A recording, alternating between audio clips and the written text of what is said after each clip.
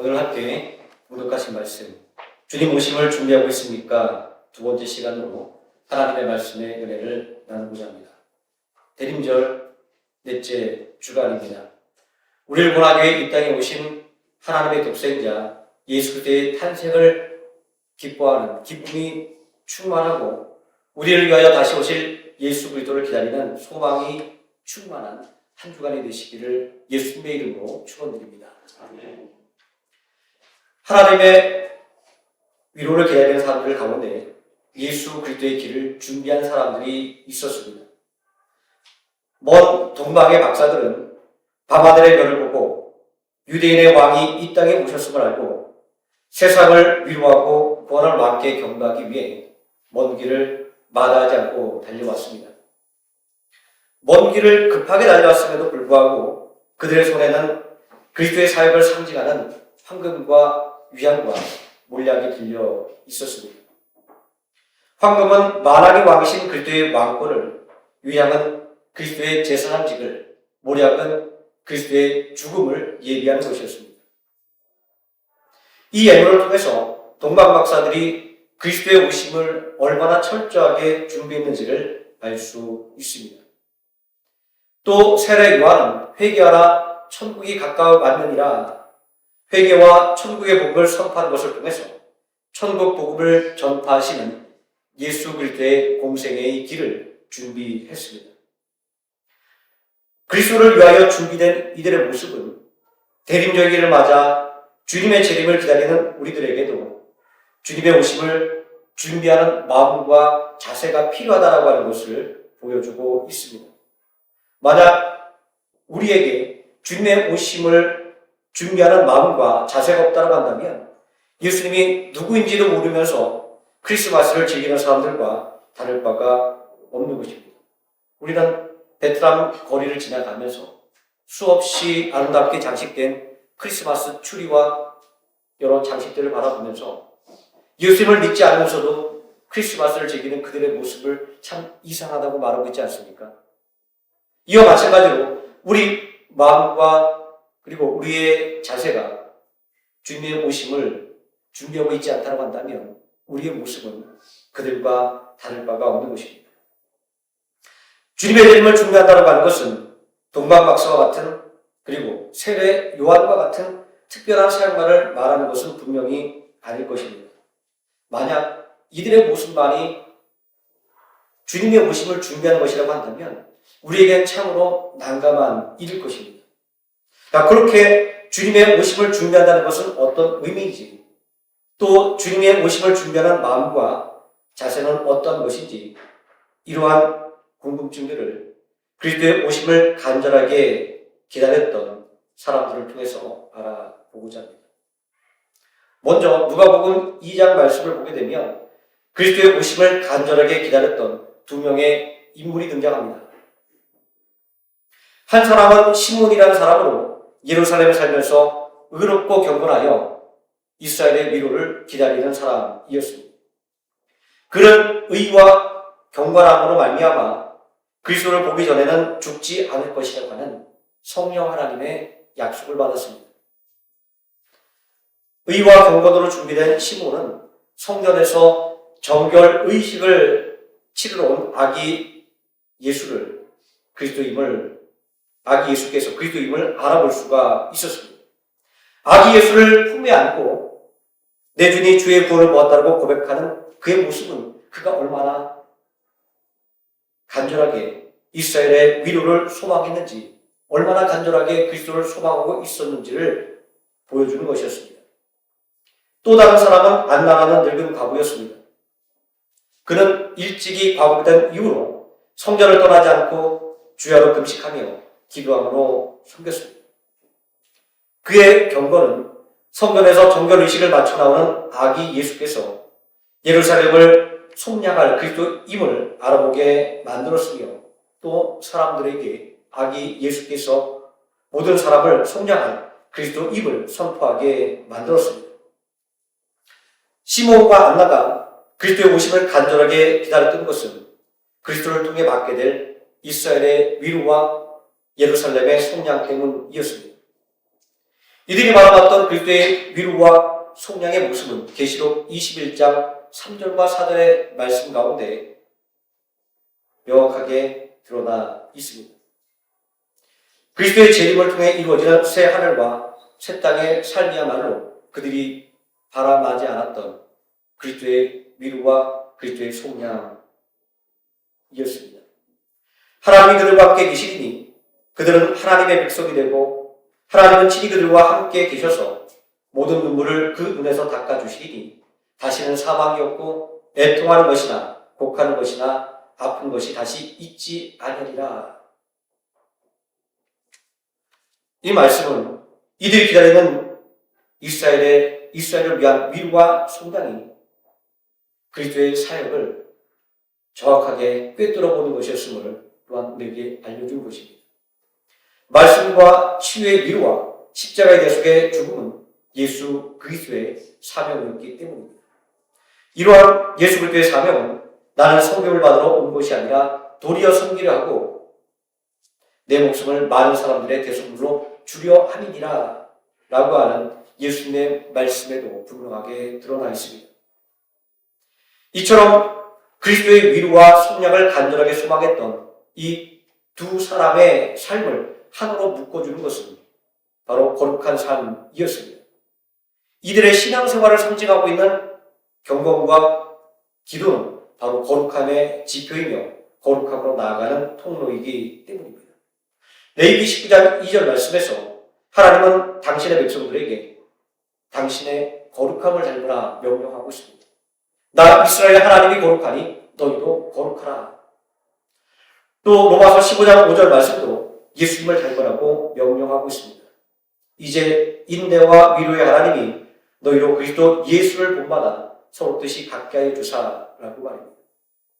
그러면 우리는 무엇으로 거룩해질 수가 있을까요? 우리는 무엇으로 하나님을 닮을 수가 있을까요? 디브로전서 4장 5절 말씀은 말씀과 기도로 거룩해진다고 그 방법을 우리에게 알려주고 있습니다. 주님의 오심을 기다리고 준비한다고 하는 것은 결국에는 말씀과 기도를 통하여 예수 그리스도를 닮아가는 성화의 삶을 살아가는 것입니다. 다른 면으로 말하자고 한다면 말씀과 기도를 통해서 하나님의 부르심에 순종할 준비를 하는 것입니다. 이토록 성경이 거룩함에 대해서 강조하고 있는 것은 이 거룩이야말로 하나님이 주시는 새 언약을 받는 열쇠이기 때문입니다.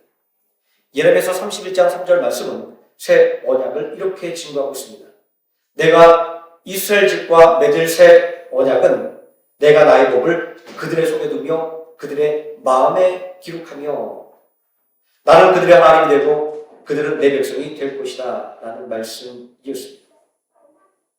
하나님께서 당신의 법을 당신의 백성들의 마음속에 두시고 그 마음속에 기록한다고 하는 것은 하나님의 백성들은 하나님의 말씀과 그리고 하나님께 드리는 기도를 통해 거룩해져야 한다는 것을 말하고 있는 것입니다. 이러한 거룩함을 통해서 나는 그들의 하나님이 되고 그들은 또 내 백성이 될 것이다 라고 하는 임마누엘의 약속이 주어지는 것입니다. 이렇게 볼 때 하나님께서 말씀하고 있는 이 새 언약의 실체는 바로 하나님께서 믿는 자와 함께 하시겠다라고 하는 임마누엘의 약속인 것입니다. 이 임마누엘의 약속이 성취된 것은 하나님의 독생자 예수 그리스도께서 이 땅에 인간으로 오시는 것이었으며 또 예수 그리스도의 십자가의 대속으로 말미암아 완성되는 일이었습니다. 본문 23절 말씀에서 하나님은 요셉에게 동정녀를 통하여 오시는 그리스도의 사역이 임마누엘의 성취라고 하는 것을 알려주고 있습니다. 보라, 처녀가 잉태하여 아들을 낳으리니 그 이름을 임마누엘이라고 하리라. 이를 번역한즉 하나님이 우리와 함께 계시다 하니라.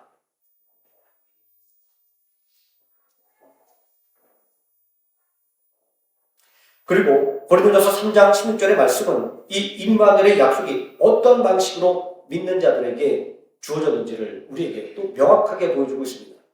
너희는 너희가 하나님의 성전인 것과 하나님의 성령이 너희 안에 거하시는 것을 알지 못하느냐. 하나님의 임마누엘은 우리 마음과 우리의 몸을 하나님의 성전으로 삼으시고 우리와 함께 계시는 성령 하나님을 통해서 성취된 것입니다.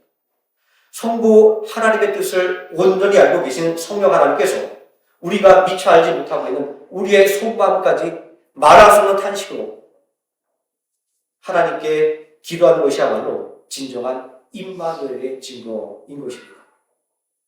우리는 이러한 임마누엘의 성취 속에서 새 언약이 사람을 변화시키는 이유를 알 수가 있습니다. 새 언약은 예수 그리스도의 대속의 십자가를 통하여 우리를 얽매였던 죄악의 쇠사슬이 벗겨지고 성령 하나님께서 우리와 함께하는 것이 되기 때문인 것입니다.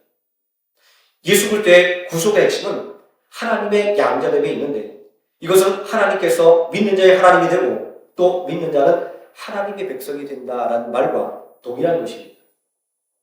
이 말씀은 구속의 핵심이 임마누엘의 성취에 있다고 하는 것을 말하는 것입니다. 그러니 하나님의 임마누엘로 말미암아 변해되는 인생은 예수 그리스도를 믿음으로 말미암아 이루어지는 것입니다. 고린도후서 5장 17절의 말씀은 이러한 사실을 증거합니다. 그런즉 누구든지 그리스도 예수 안에 있으면 새로운 피조물이라 보라 옛것은 지나가고 새것이 되었도다.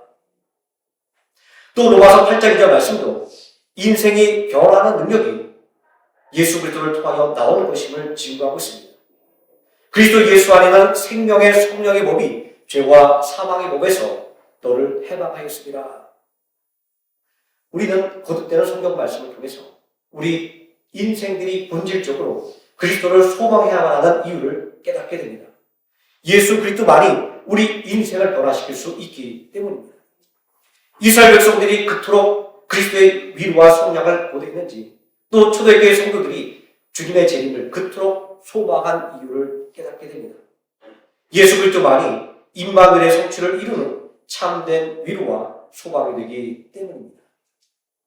그리고 새 언약을 준비하신 하나님의 영원하신 계획이 있었기에 예수 그리스도께서 우리를 위해 이 세상에 오셨다라고 하는 것도 깨닫게 됩니다. 주님께서 이 땅에 오심은 우리를 구원하기 위한 하나님의 영원한 섭리와 하나님의 위로와 성령을 기다리는 하나님의 백성들의 그 간절한 소망이 하나가 될 때에 성취가 된 것입니다. 우리는 여기서 특별한 사역만이 그리스도를 기다리는 준비가 아니라 그리스도를 간절하게 기다리는 마음도 그리스도를 기다리는 준비이며 경건과 기도의 삶이 그리스도를 기다리는 준비가 된다고 하는 것을 이해할 수 있게 됩니다. 그리스도의 위로와 성령을 기다리는 사람들에게 그리스도가 오셨다는 하는 소식은 무엇보다도 기쁜 소식이었습니다.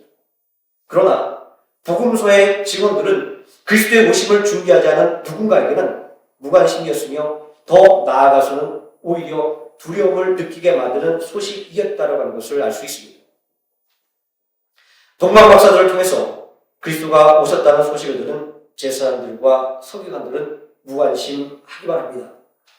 그들은 주어진 삶을 즐기는 것에 취해서 하나님의 위로와 속량에는 아무런 관심이 없었기 때문입니다. 동방 박사를 통해 그리스도가 오셨다는 소식을 들은 헤롯 왕은 두려움에 사로잡혔습니다. 세상의 권력욕에 사로잡힌 그에게 도리어 하나님의 위로와 속량이라고 하는 말씀은 그의 권력에 대한 위협으로 느껴졌기 때문입니다.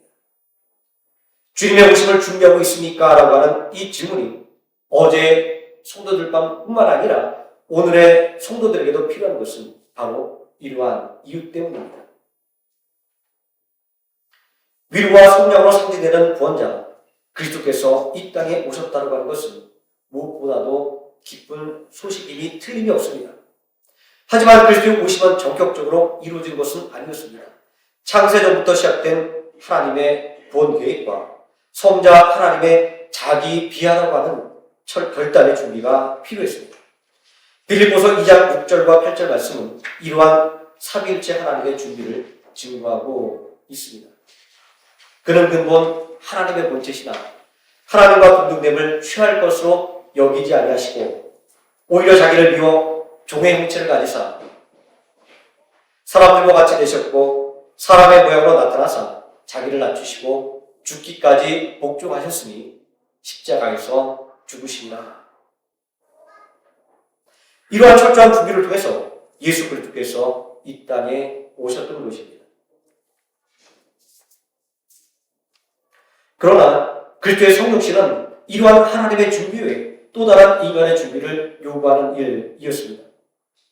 그것은 누가 그리스도의 성육신의 통로, 다시 말하자고 한다면 누가 성육신의 동력자가 될 것인가 라는 것이었습니다. 그리스도께서 육신으로 이 땅에 오신다라고 하는 것은 어머니의 태를 통해 이 땅에 오신다라고 하는 것을 의미하는 것이었기 때문입니다. 하나님은 이사야 선지자를 통하여 그리스도가 이 땅에 어떤 방법으로 올지에 대한 예언을 해 놓으셨습니다. 보라, 처녀가 아들을 낳으리니 그 이름을 임마누엘이라고 하리라. 이를 번역한즉 하나님이 우리와 함께 계시다니라. 자, 이 말씀에서 처녀란 남녀의 육체적인 관계를 맺지 않은 사람, 동정녀를 말하고 있습니다. 자, 남녀의 육체적인 관계를 맺지 않고 아이를 갖는다라고 말하는 것은 상식과 논리에 맞지 않는 일입니다. 옛날부터 이 이해할 수 없는 신비한 사건을 설명하기 위한 여러 가지 이론들과 과학적인 설명들이 분분했었습니다. 자, 하지만 마태복음 1장 18절 말씀은 그리스도의 동정녀 탄생은 성령으로 된 것이다 라고 이론에 여지없이 분명하게 그 원인을 밝혀주고 있습니다. 또 마리아에게 수태고제를 하고 있는 누가복음 1장 35절의 말씀도 그리스도의 동정녀 탄생은 성령으로 말미암아 된 것이라고 분명하게 밝혀주고 있습니다. 하지만 이러한 인간의 상식과 논리를 벗어난 일은 언제나 큰 문제와 논란을 일으킨 것이었습니다.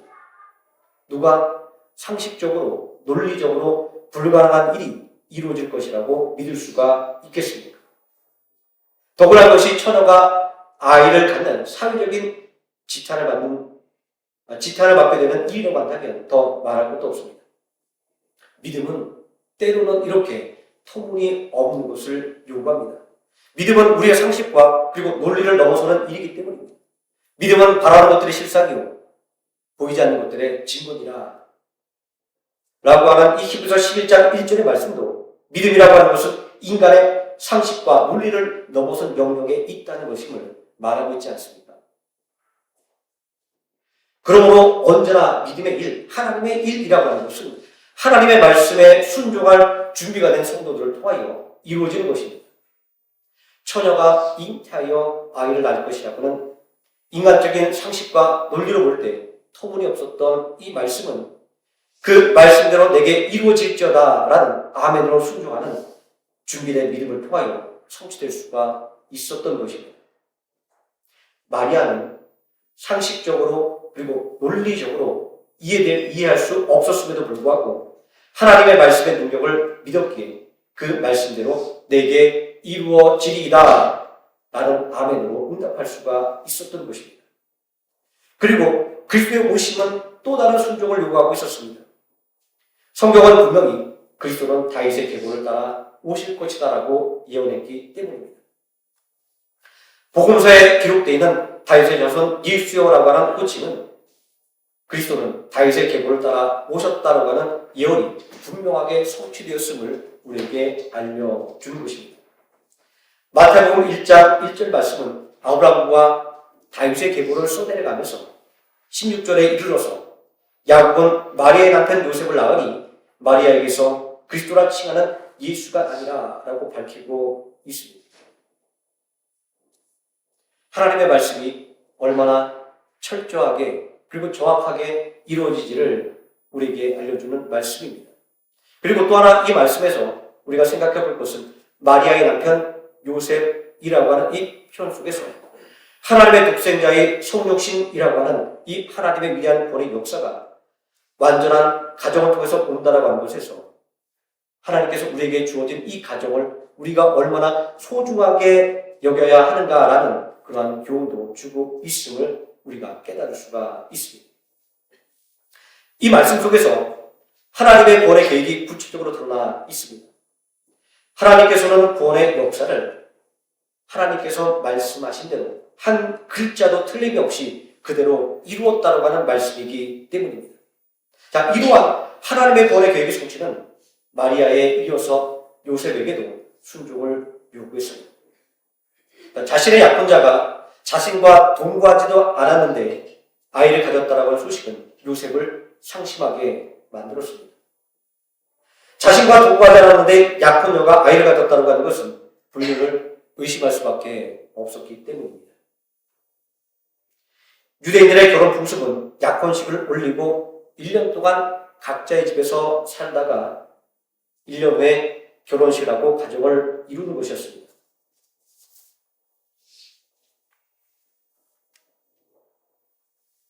마리아의 불륜을 의심했음에도 불구하고 요셉은 의로운 사람이라 조용하게 파혼을 하려고 했습니다. 19절 말씀에 보면 그의 남편 요셉은 의로운 사람이라 그가 드러내지 아니하고 가만히 끊고자 하여 라고 기록되어 있습니다. 신명기의 율법에서는 이러한 부정의 처벌의 규정은 돌로 쳐 죽이는 것이었습니다. 하지만 신약시대에 있어서는 로마 제국의 지하에서 유대 사회는 사형을 집행할 권한이 없었습니다. 그럼에도 불구하고 이 일은 큰 파장을 불러일으킨 것이었습니다.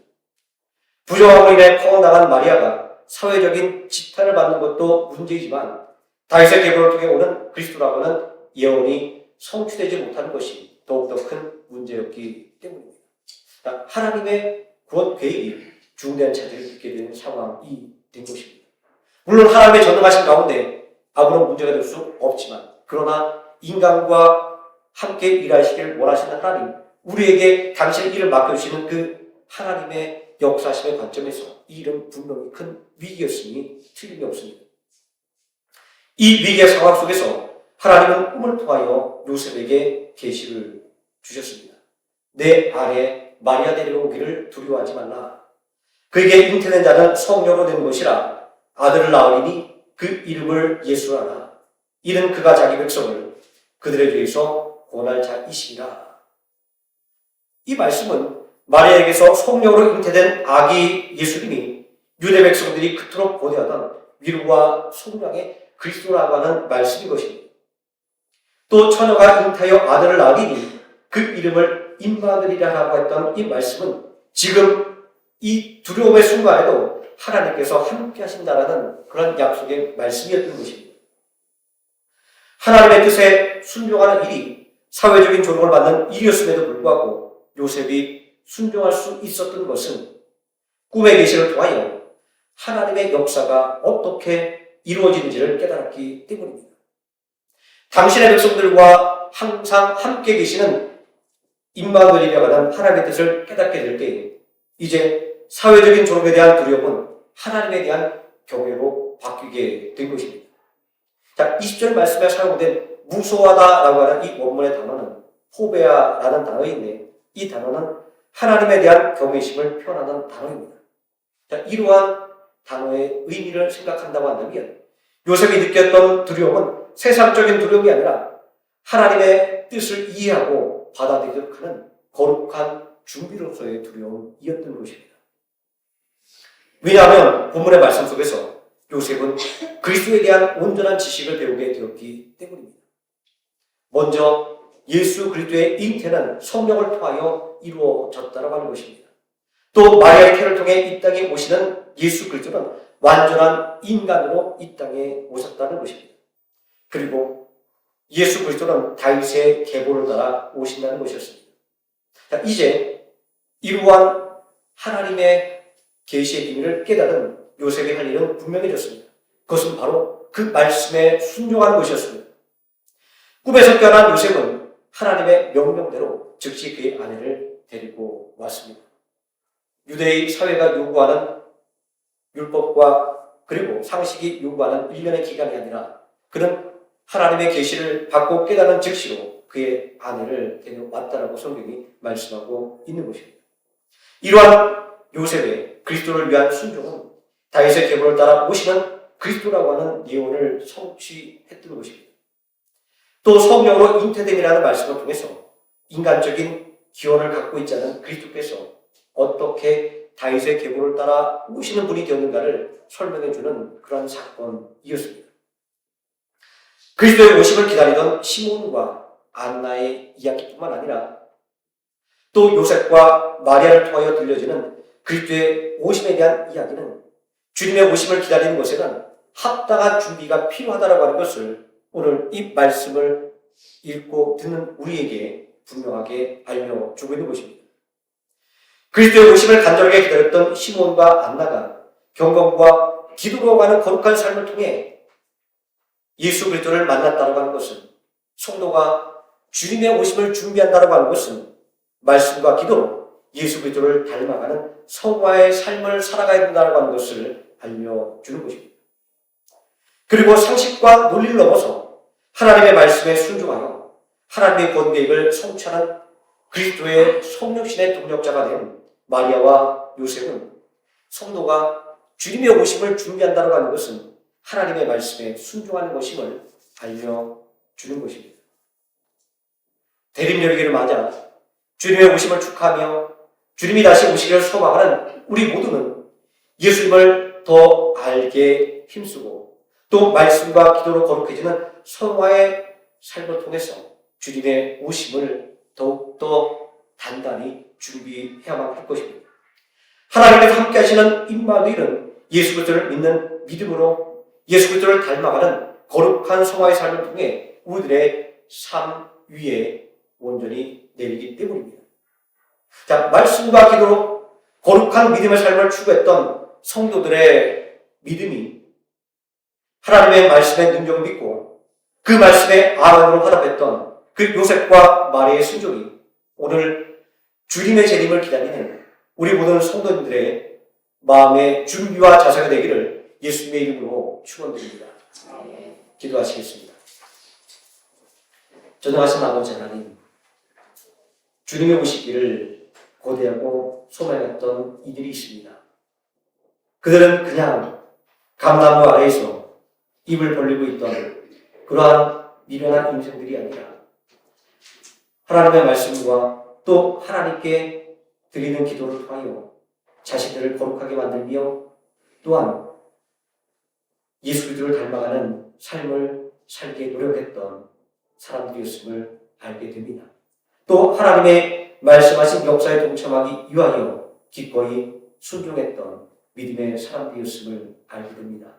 아버지 하나님, 그들의 경건함이 또한 그들의 순종이 오늘 예수님이 다시 오심을 바라는 우리들의 마음이 되기를 원하며 또한 우리를 구원하기 위하여 이 땅에 오신 예수 그리스도를 탄생을 축하하는 우리들의 자세가 되기를 원합니다.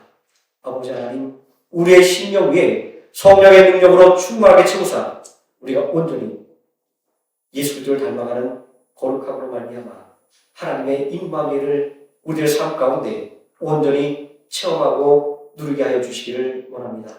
예수님의 이름으로 기도드립니다. 아멘.